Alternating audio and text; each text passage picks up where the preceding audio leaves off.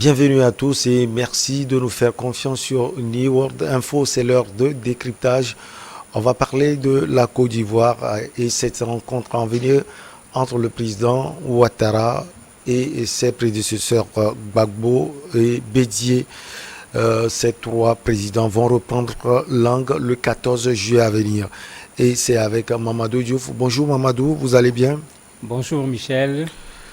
C'est officiel, Alassane Ouattara recevra la présidence ses prédécesseurs Henri Konan Bédié et Laurent Gbagbo. La semaine à venir, la date a été confirmée en Conseil des ministres ce mercredi. Ce sera le 14 juillet.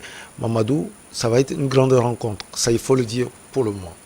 Oui, ça sera une grande rencontre. C'était également une rencontre attendue, puisque quand on parlait de réconciliation nationale, ce qui avait été dit à la rencontre Gbagbo-Ouattara, c'est que ce n'est pas toute la Côte d'Ivoire. Et tout le monde sait qu'il y avait trois protagonistes pendant ces crises qui se sont répétées au niveau de la Côte d'Ivoire. Si on veut mettre fin à ces cycles de crise au niveau de la Côte d'Ivoire, on ne peut pas faire la solution avec les uns sans les autres. C'était annoncé, les gens attendaient. Voilà qu'aujourd'hui, il y a une date officielle. Espérons que la rencontre va pouvoir porter tout ce qu'il y a comme attente et comme espoir derrière elle. Alors, vous avez parlé d'entente et d'espoir. Concrètement, cette rencontre, les trois grands vont parler de quoi? Ces trois hommes politiques qui vont se rencontrer. Il ne faut surtout pas faire de la loterie pour dire de quoi ils vont parler, parce que certainement, ils auront un agenda en commun sur des questions qui vont être discutées, mais chacun risque également d'avoir un agenda caché, parce que derrière chaque homme politique, il y a un parti politique.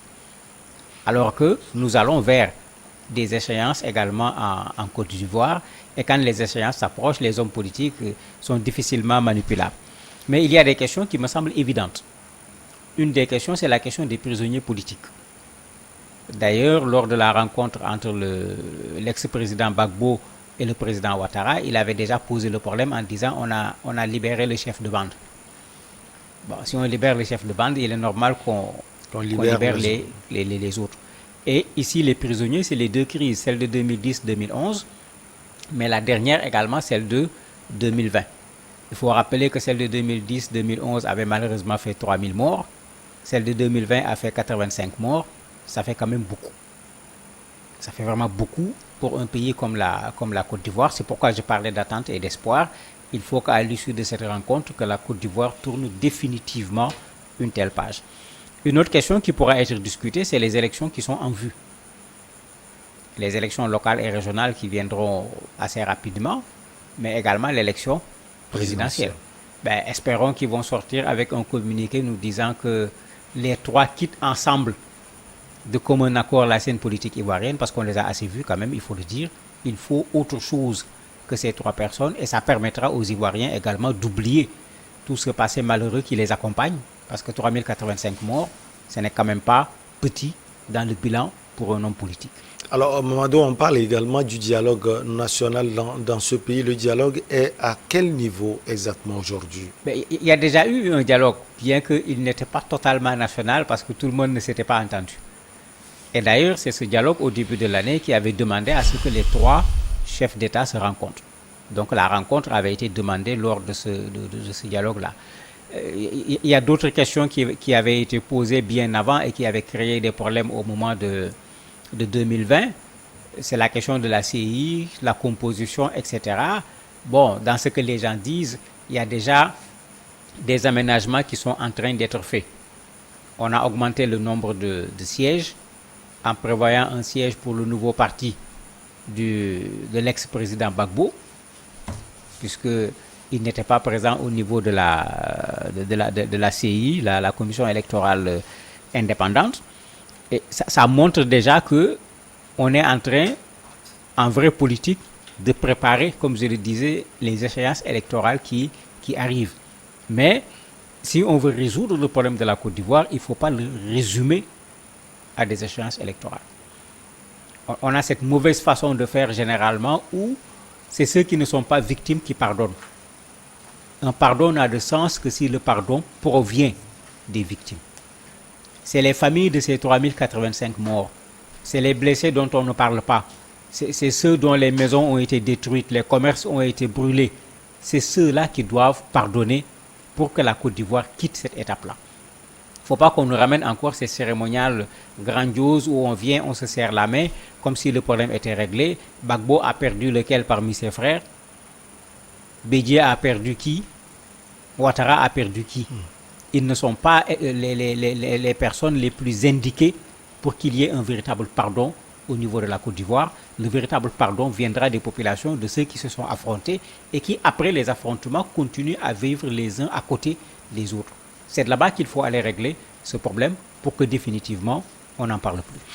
Alors, comme un gage en prélude à cette rencontre, Mamadou, le gouvernement a annoncé ce mercredi déposer un projet de loi créant 2 nouveaux sièges à la commission centrale de la CEI, un pour le parti au pouvoir, l'autre pour l'opposition, qui devrait revenir au PPACI de Laurent Gbagbo.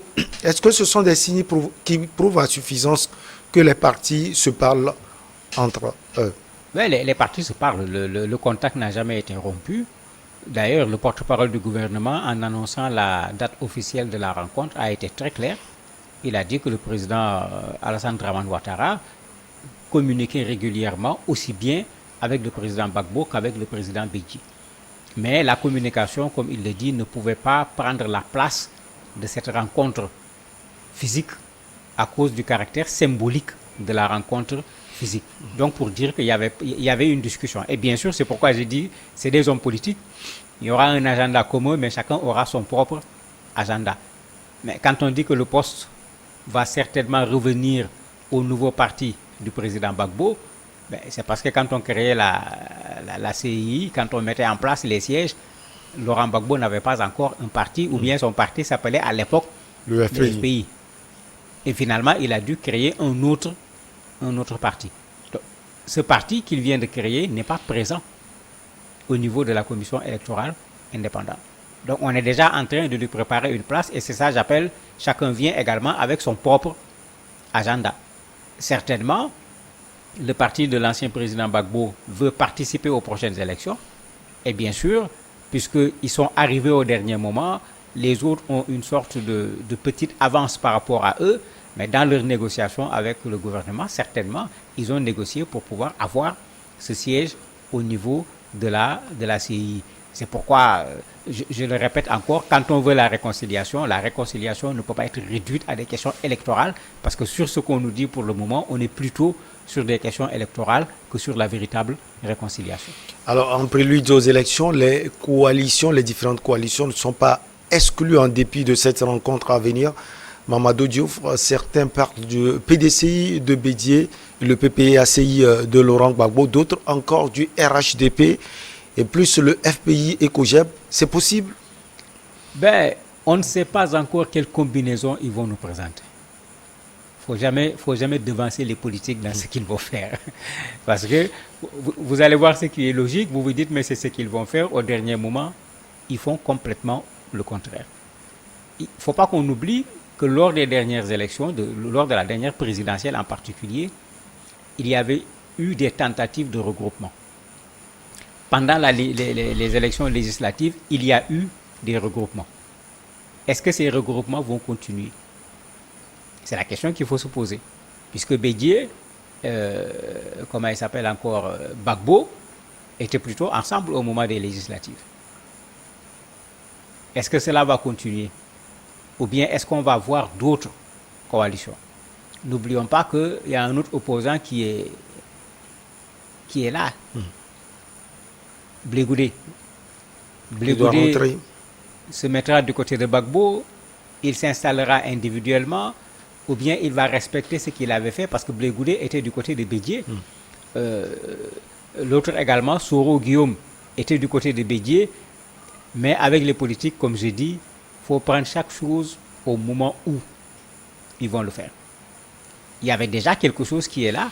Est-ce que cela va rester pour les prochaines élections ou avec le fait que le président de la République parle des réconciliations et qu'il reçoit ses deux prédécesseurs, on va assister à une recombinaison sur le plan politique? C'est encore trop tôt pour le dire.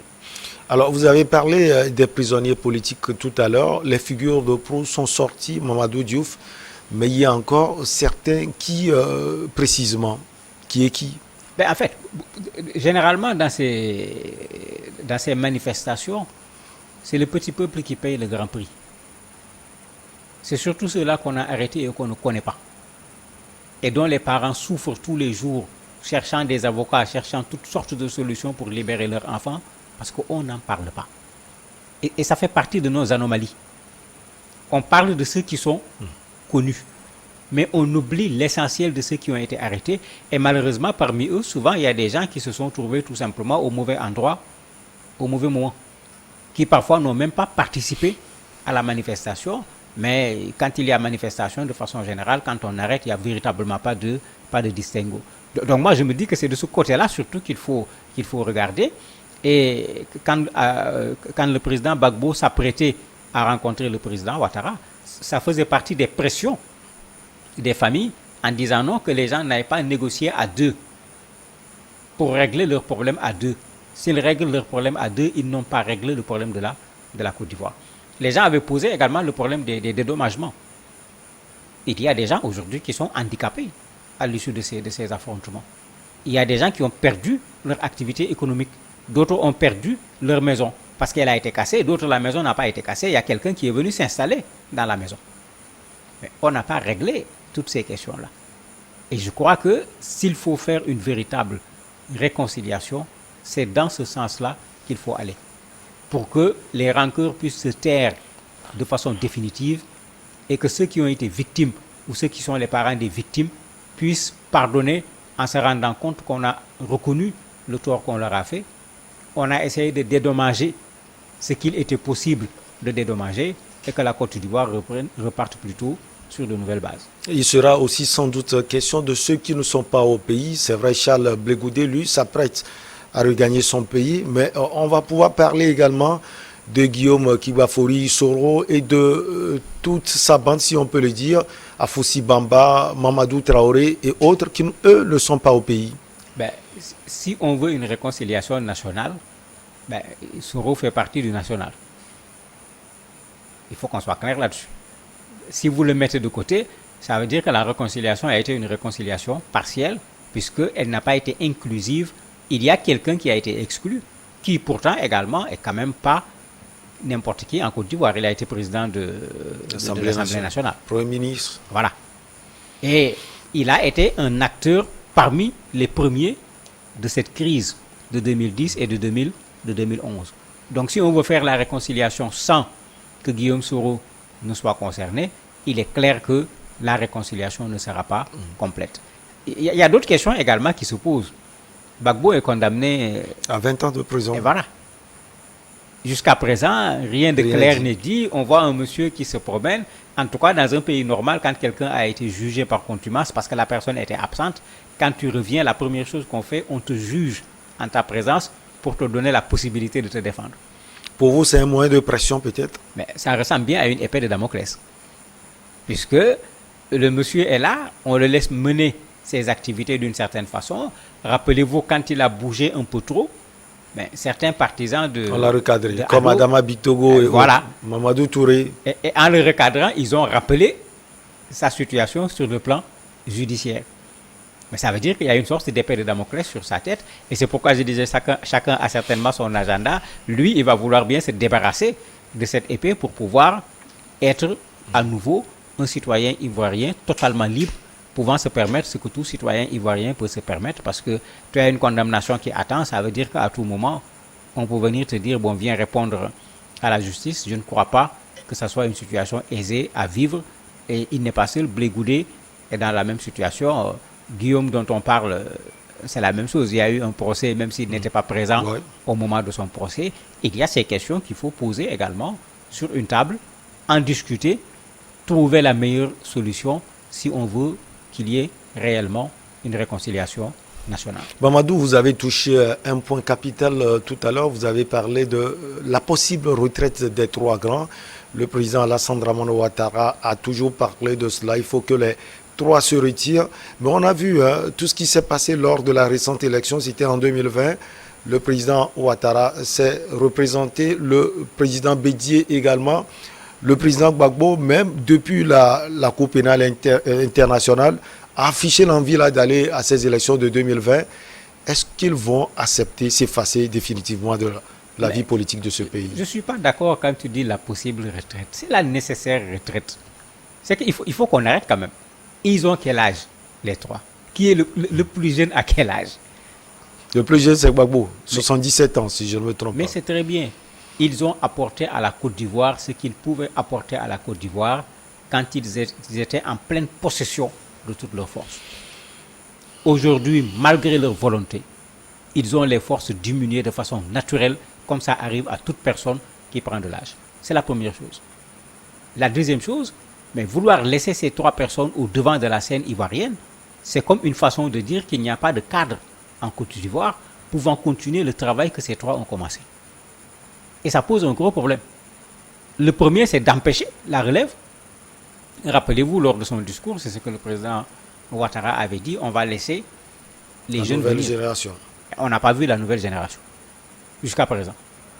L'autre élément, mais si ce sont véritablement des leaders, une des choses qui caractérise un leader, c'est qu'il sait qu'il a un temps. Il partira naturellement par la mort, ou bien il partira parce que ses mandats sont limités, mais s'il veut que son action continue, il prépare ceux qui doivent continuer son action. Je ne veux pas parler de dauphins parce que je n'aime pas les dauphins. Il faudrait que ce soit clairement quelqu'un ayant les compétences qui se présente devant les populations, qui est capable de convaincre les populations et que les populations portent. Mais pas quelqu'un que les populations portent par l'intermédiaire de l'ancien président. Parce que c'est ça la véritable démocratie. C'est aux populations de choisir celui qui va venir à la place d'un président, pas nécessairement au président d'indiquer aux populations qui va le remplacer parce que ça devient carrément autre chose. Mais c'est une véritable problématique pour la Côte d'Ivoire.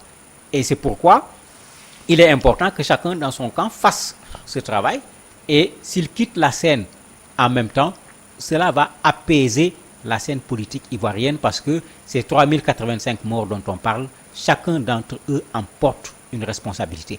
Je ne sais pas comment leur distribuer le nombre, mais ils le savent eux-mêmes. Chacun d'entre eux porte une responsabilité dans ces 3085 morts. En quelques secondes, Mamadou, mais au sein même de leur état-major, on ne sent pas cela. On voit les divisions sans cesse au sein du RHDP, le parti au pouvoir, même au sein du FPI, divisé finalement, ce qui a poussé Gbagbo à créer le PPACI. Quand on voit le PDCI, avec tout ce qui est arrivé avec l'actuel ministre de la Réconciliation, Kakabe, Kouadio Konan Bertin, au niveau de ces états-majors, il reste encore beaucoup de choses à faire et cela prouve à suffisance que ces poids lourds ne sont pas prêts à quitter la scène politique. En fait, ça les arrange. C'est-à-dire on réclame tout le temps au pouvoir la démocratie. On réclame tout le temps au pouvoir l'alternance. Et dans les partis politiques, il n'y a pas de démocratie interne, il n'y a pas d'alternance. Mais ça pose problème. On croit à quel principe? Quand on croit à un principe, le principe doit pouvoir être également un principe appliqué à l'intérieur du parti. Et c'est là-bas qu'on doit l'apprendre. Et c'est ça qui crée ces divisions parce que parfois, vous avez quelqu'un qui a le profil, qui veut être candidat, mais c'est son droit le plus absolu. Organiser les primaires, laisser les militants décider de qui sera candidat ou pas. Mais on nous trouve des candidats qui sont naturels, comme il y en a d'autres qui sont surnaturels. Et finalement, vous avez toujours la même personne qui est au devant. Mais si les gens ne veulent pas partir, également, ça les arrange parce qu'ils vont dire après, mais vous voyez la situation, si je dégage, le parti va imploser. Par conséquent, il faut que je reste encore un temps pour accompagner, mais on restera éternellement devant ces trois personnes qui, à mon avis, doivent bénéficier de leur droit à la retraite politique au niveau de la scène de la Côte d'Ivoire. Infini merci à vous. Mamadou Diouf, Côte d'Ivoire, Ouattara, Gbagbo et Bédié vont reprendre langue le 14 juin. On marque une petite pause et derrière, on reçoit l'invité du jour.